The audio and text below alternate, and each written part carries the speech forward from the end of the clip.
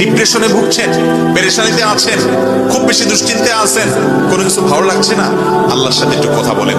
আল্লাহ, আপনি আমার সৃষ্টিকর্তা, আপনি আমার মালিক, আপনার কাছে আমার ফিরে যেতে হবে। আপনার কত অবাধ্য হয়েছি, কত নাফরমানি করেছি, কত সীমালঙ্ঘন করেছি, কত নির্দেশ অমান্য করেছি, কত নিষেধ লঙ্ঘন করেছি। আল্লাহ, এগুলোর জন্য পাকড়াও করলে আমার কোনো উপায় থাকবে না। মালিক, এখনো নাকের ডগা নিঃশ্বাস আছে, এখনো ক্ষমা চাওয়ার সুযোগ আছে। আপনি ক্ষমা চাইলে ক্ষমা করে দেন।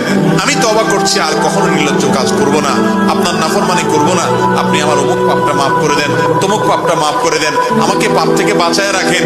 আল্লাহ, আপনি আমাকে হেফাজত করেন। আপনি হেফাজত না করলে আমি নিজে নিজে বাঁচতে পারবো না। মালিক, আপনি রহম করেন। আল্লাহর সাথে একটু কথা বলেন। আল্লাহর কসম, সালহাতুস সঙ্গে বুদি দিল খারাস, আজমুদে এক জামানা খাকে বাস। পাথর হয়ে বহুদিন ছিলেন ভাই, একটু আল্লাহর সাথে কথা বলেন, চোখের পানি ফেলেন, দোয়া করেন, বিশেষ করে ভোর রাতের দোয়া, ভোর রাতের দোয়া।